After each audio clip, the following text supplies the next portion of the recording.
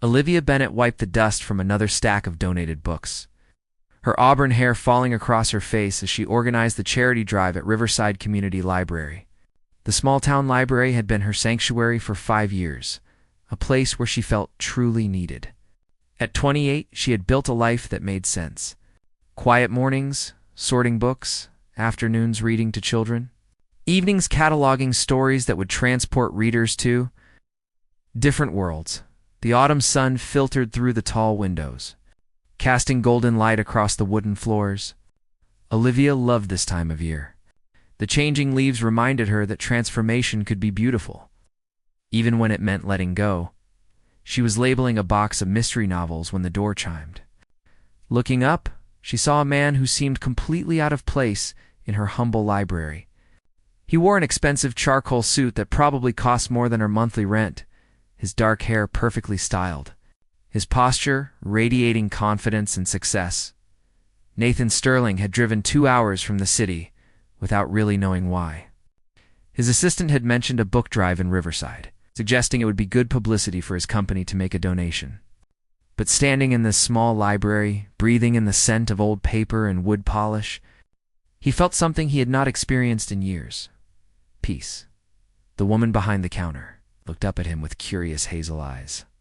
She wore a simple cardigan over a floral dress, her appearance refreshingly genuine in a world where Nathan was surrounded by calculated perfection. There was a smudge of dust on her cheek. She seemed completely unaware of it.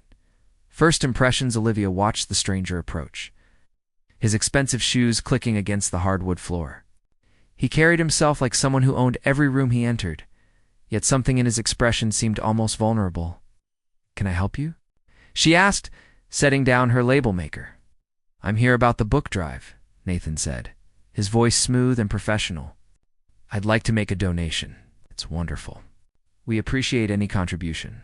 Olivia smiled warmly. "Are you from Riverside?" "I don't think I've seen you around town." "No, I'm from Chicago." "Nathan Sterling." He extended his hand. Olivia shook it, noting the firm grip and the calluses that surprised her. Rich men usually had soft hands, but his suggested he did more than sit behind a desk. "Olivia Bennett.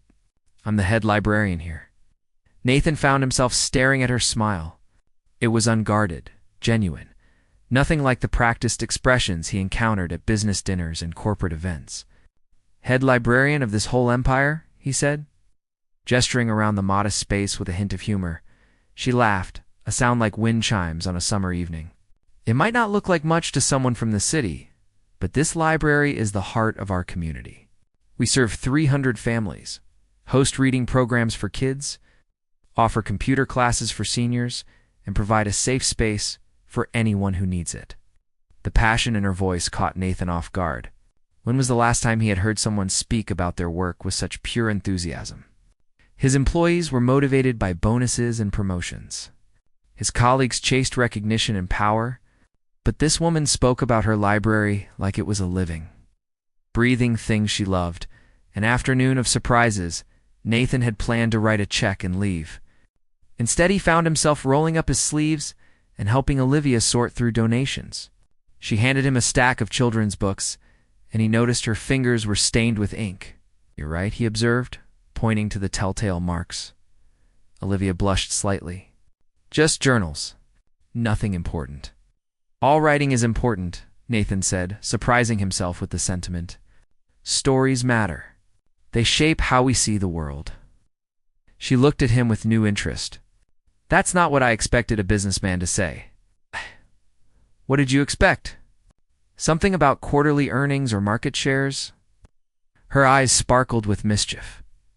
Nathan laughed, a real laugh that felt rusty from disuse. "I suppose I deserve that. But I started my company because I loved technology, loved the idea of connecting people through innovation. Somewhere along the way, I forgot that part." Olivia studied his face, seeing past the expensive suit to something deeper. It's easy to lose sight of why we started something when we're caught up in maintaining it. They worked in comfortable silence for a while, organizing books by category. Nathan found himself sneaking glances at Olivia, noticing the way she handled each book with care, the soft humming she did when she was focused, the gentle smile that played on her lips when she discovered a favorite title. The conversation. That changed everything as the afternoon sun began to set, painting the library in shades of amber and rose. Olivia made tea in the small staff kitchen. Nathan sat on one of the worn reading chairs, feeling more relaxed than he had in months. "Why did you really drive 2 hours to donate books?" Olivia asked, handing him a chipped mug with a quote from Jane Austen printed on it. Nathan considered lying, offering the publicity excuse his assistant had suggested. But something about Olivia invited honesty. "I saw the flyer on my assistant's desk. Riverside. My grandmother lived here when I was young. I used to visit her every summer, spent hours in this very library." Olivia's expression softened. "What was her name?" "Rose Sterling. She passed away 10 years ago." "I remember Miss Rose." Olivia's smile was bittersweet. "She volunteered here, reading to children every Thursday afternoon. She had the most wonderful way of bringing stories to life." Nathan felt his throat tighten. "She's the one who taught me to love books. Before business school, before the company, before everything became about success and achievement, I wanted to be a writer." "What stopped you?" "Reality. Responsibility. My father said writing was a hobby, not a career. He pushed me toward business, and I was good at it. Built a company worth millions, but sometimes I wonder what I gave up along the way." Olivia set down her tea and looked at him with an intensity that made his heart race. "My mother used to say that we're never too far gone to find our way back home. Maybe that's why you came here today. Not for publicity or charity, but because some part of you remembers what it felt like to love something, simply because it made you happy." Stared at this woman who had known him for only a few hours, but seemed to see straight through all his carefully constructed walls. "How did you get so wise?" "I'm not wise. I'm just someone who chose a different path." Olivia's smile was gentle. "I could have moved to the city, worked at a prestigious library, made more money, but I stayed here because this is where I'm needed, where I matter. Not because of what I achieve, but because of who I am." As Nathan drove back to Chicago that evening, Olivia's words echoed in his mind. The lights of the city appeared on the horizon, and for the first time in his adult life, they did not fill him with pride or satisfaction. They just looked cold. He thought about the warmth of the library, the genuine smile of a woman who found richness in stories and community rather than stock portfolios and corner offices. And he realized that in one afternoon, Olivia Bennett had shown him something he had spent 15 years running from: the truth that success without meaning was just another form of emptiness. 3 weeks passed before Nathan found another reason to visit Riverside. He told himself it was about following up on the donation, ensuring the funds were properly allocated. He told his board he was exploring community investment opportunities. He told everyone except himself the truth. He missed Olivia. The drive felt shorter this time, anticipation making the miles disappear. Nathan had thought about her more than he cared to admit. The way she laughed without holding back, the passion in her voice when she spoke about books, the quiet strength in her eyes that suggested she understood things most people never took time to learn. When he walked into the library on a crisp November morning, Olivia was reading to a group of children gathered on a colorful carpet. Her voice shifted with each character, bringing the story to life just as his grandmother once had. The children sat mesmerized, their young faces filled with wonder. Nathan stood at the back, watching until the story ended. When Olivia looked up and saw him, her smile bloomed like sunrise breaking through darkness. "Nathan Sterling," she said, standing as the children scattered to find books. "I didn't expect to see you again. I was in the area," he lied smoothly. Olivia raised an eyebrow. "Chicago is 2 hours away. That's not exactly in the area." He had the grace to look sheepish. "Okay, I wanted to see how the donation was being used, and I wanted to see you." The honesty in his words hung between them. Olivia felt her heart skip, then forced herself to breathe normally. She had thought about him too, more than was sensible for someone whose world was so different from hers. Coffee and confessions, they sat in the small cafe across from the library. The November wind rattling the windows while warmth and the scent of cinnamon filled the air. Nathan had traded his suit for dark jeans and a sweater, looking more relaxed than Olivia had seen him. "Tell me about your company," Olivia said. wrapping her hands around her coffee mug.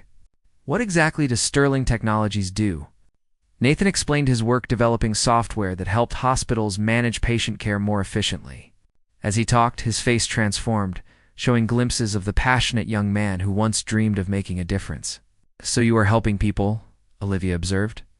Just in a different way than writing stories, I suppose. Though sometimes I wonder if I'm just helping hospitals make more money rather than actually improving lives. Do patients receive better care because of your software? Yes.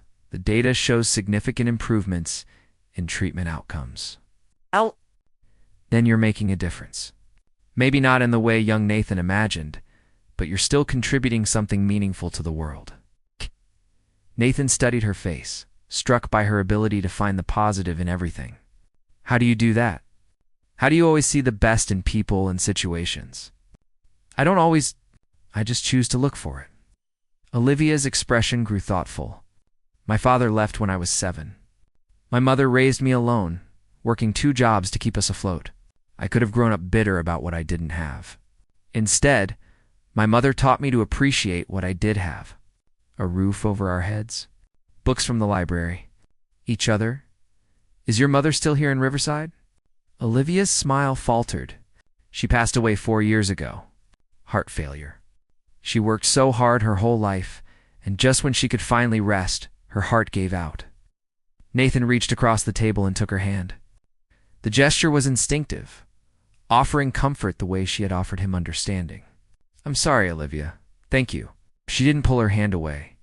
She died knowing I was happy, doing work that mattered. That gave her peace. They sat in silence, hands linked, while the cafe bustled around them. Nathan realized this was the first time in years he had held someone's hand without it. Being a calculated gesture at a business dinner or charity event, this was real connection, simple and profound.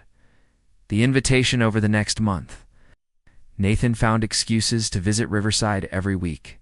He helped repair shelves in the library. He attended the monthly book club Olivia hosted. He even dressed as a character from a children's book for the Halloween reading event, making kids laugh with his exaggerated pirate accent. His assistant noticed the changes. His board questioned his frequent absences. His friends from Chicago asked why he kept disappearing to some small town nobody had heard of. Nathan deflected their questions, unwilling to examine his own motivations too closely. One December evening, after helping Olivia set up the library's holiday display, he finally voiced what had been building inside him for weeks. Come to Chicago with me, he said suddenly. Just for a day? Let me show you my world. Olivia paused, and hanging a paper snowflake. Nathan, I don't think that's a good idea. Why not? You've shown me your life here. I want you to see mine. Because our worlds are too different. Olivia turned to face him, her expression sad but firm. You live in penthouses and attend galas. I live in a 1-bedroom house and consider dinner at the local diner a special occasion. What would we even do in Chicago? Whatever you want. Museums, restaurants, just walk around the city.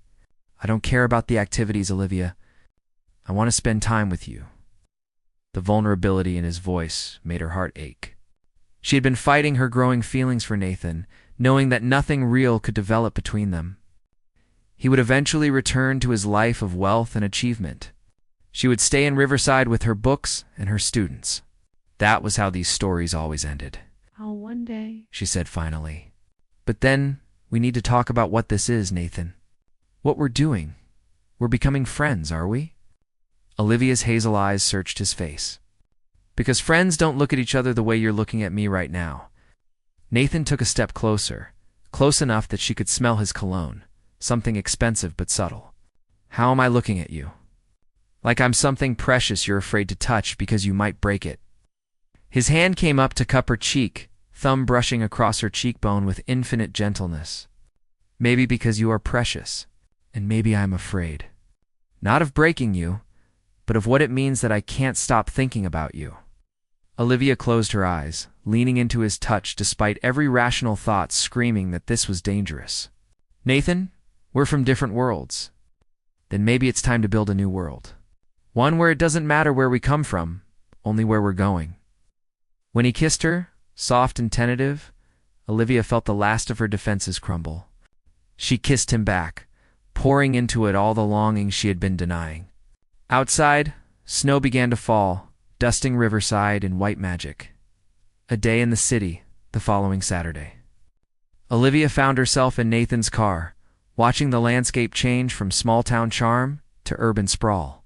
She wore her nicest dress, a simple navy blue that she usually saved for special library events. Next to Nathan in his tailored clothes, she felt hopelessly outmatched. "Stop it," Nathan said, glancing at her. "Stop what?" "Comparing yourself to some imaginary standard. You're beautiful, Olivia. Not despite your simplicity, but because of it."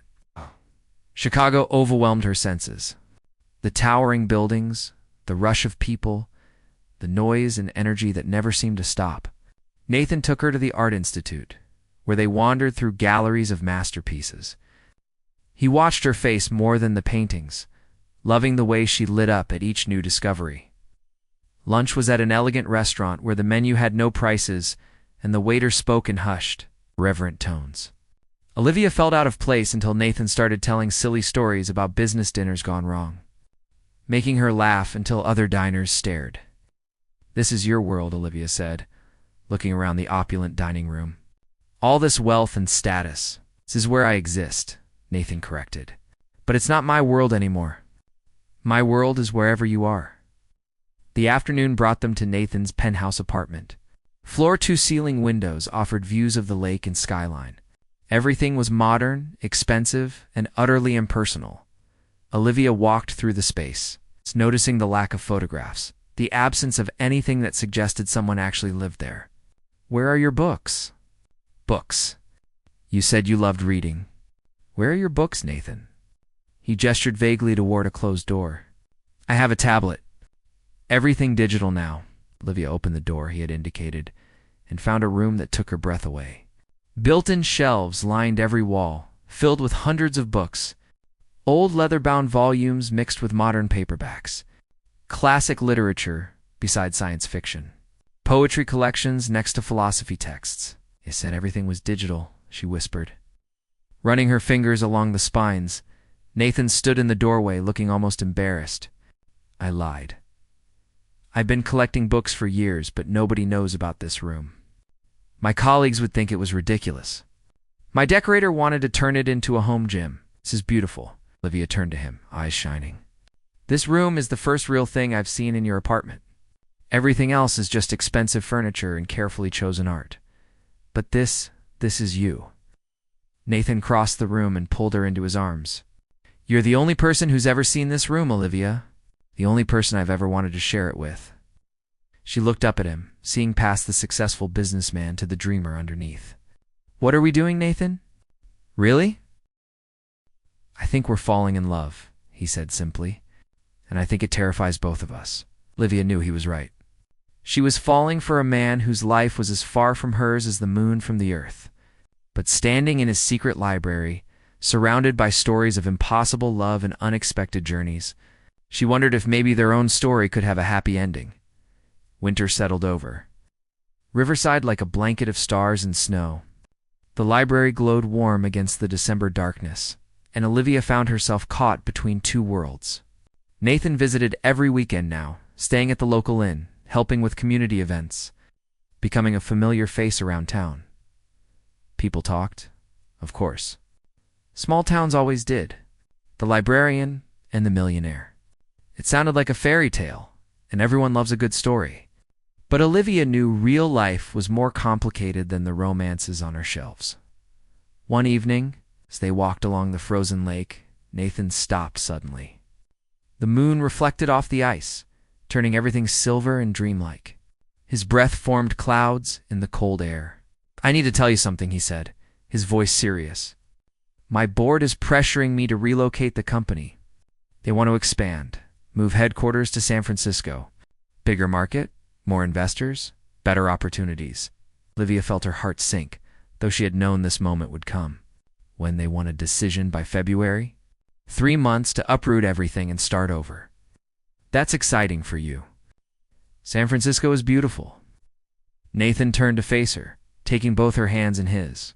"I don't want to go, Olivia."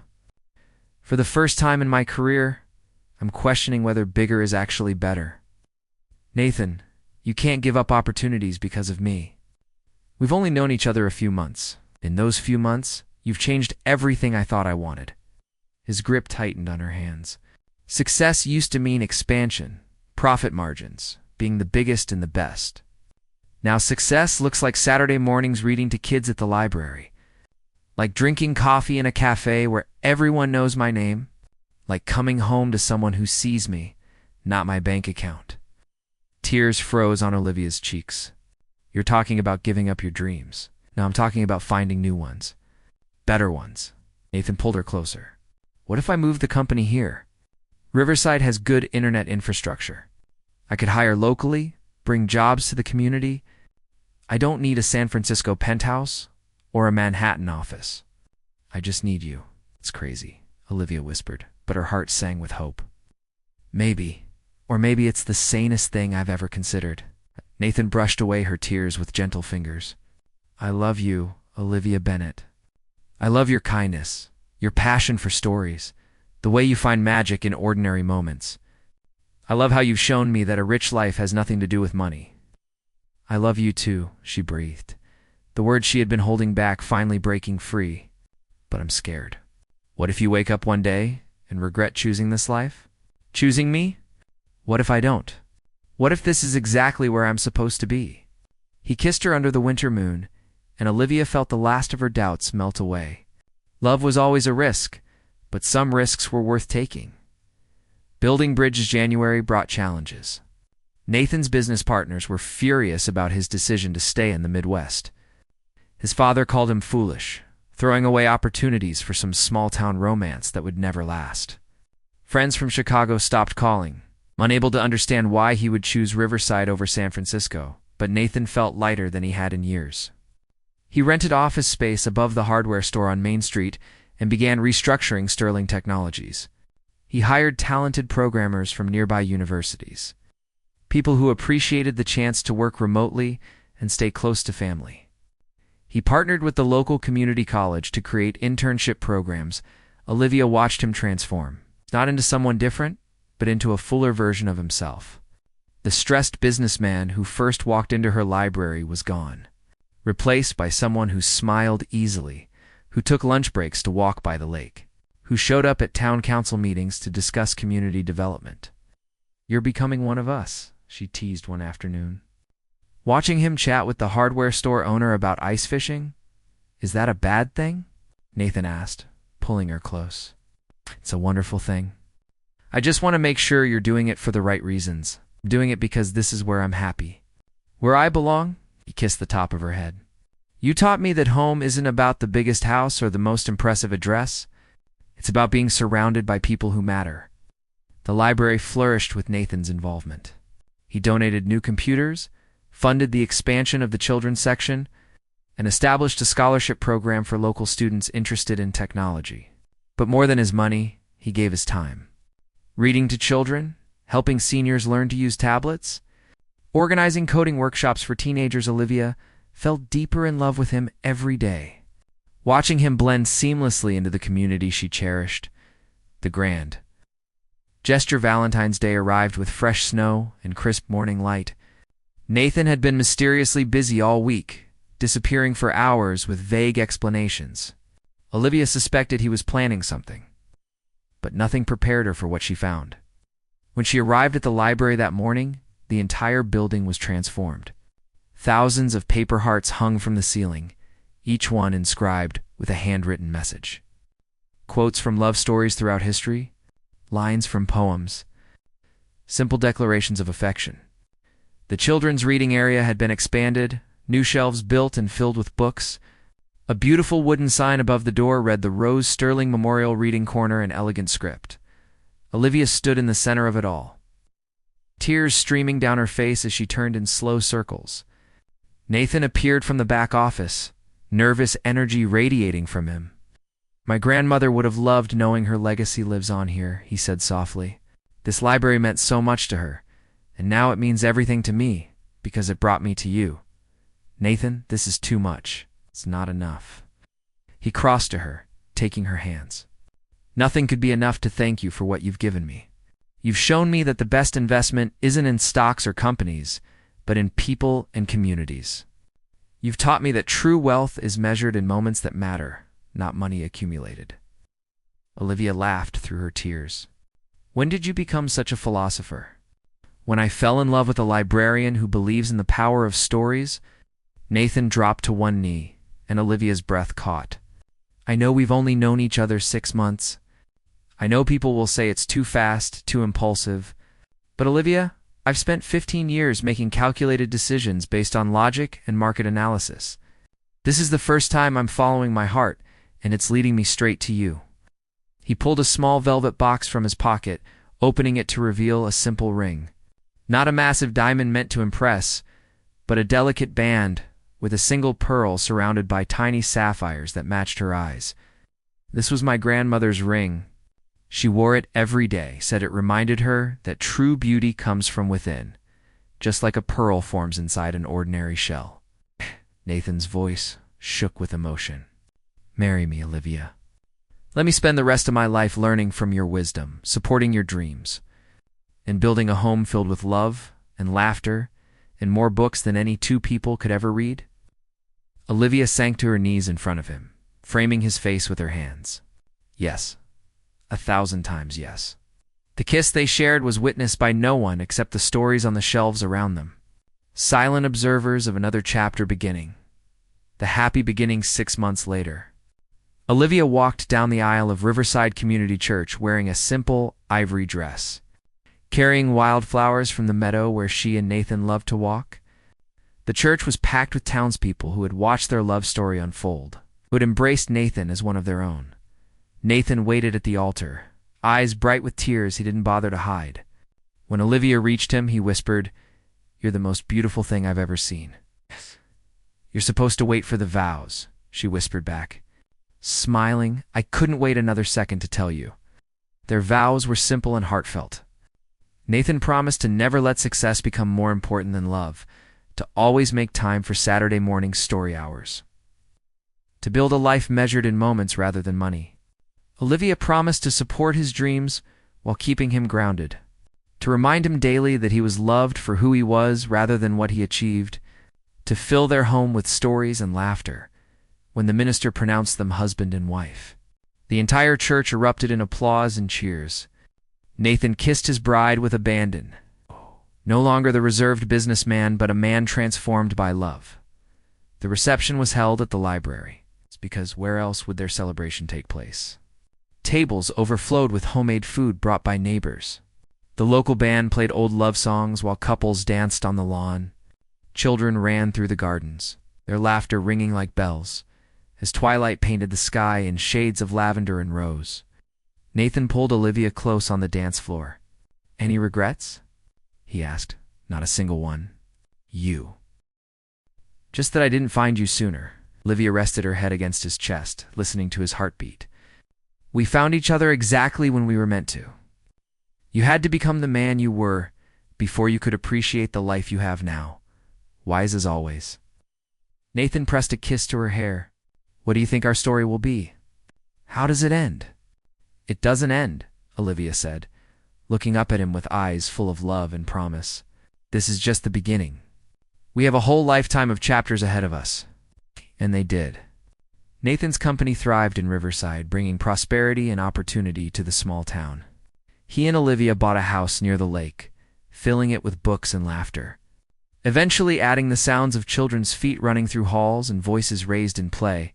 Nathan never missed a day at Saturday's story hour at the library. He never stopped bringing Olivia wildflowers just because.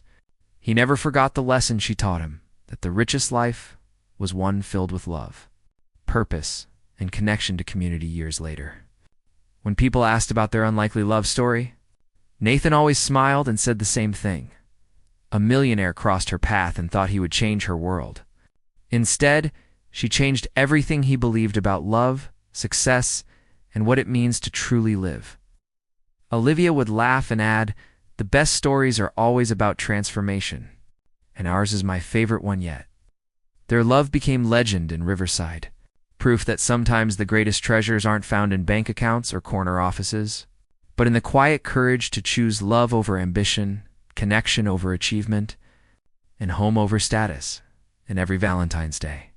The library filled with paper hearts inscribed with love quotes, a tradition that outlasted them both, reminding future generations that true love isn't about grand gestures or expensive gifts. It's about seeing someone's soul and choosing to cherish it every single day. The end.